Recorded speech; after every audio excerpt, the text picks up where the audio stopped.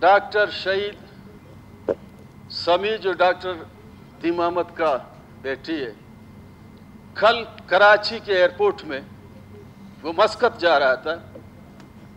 4 घंटे पासपोर्ट उसकी ली गई, 4 घंटे उसको बिठा के मेंटल टॉर्चर किया गया।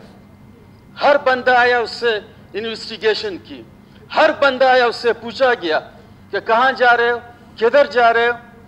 अगर एफआईआर के पास, अगर कोई अदारे के पास, एफआईए के पास कोई सबूत था, अगर वो लिस्ट में था कि ये बाहर जा नहीं सकता है, तो सीधे सीधे 2 मिनट में उसको कहते हैं कि ये बाहर जा नहीं सकता है, तो फिर वो वापस अपने लेकर कोई कानून और सबूत आप पेश करें ना।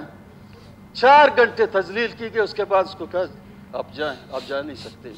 ये क्या है? इससे कल क्या मैसेज किया? यही अमल हम अच्छे कर रहे हैं, ये सही अमल है।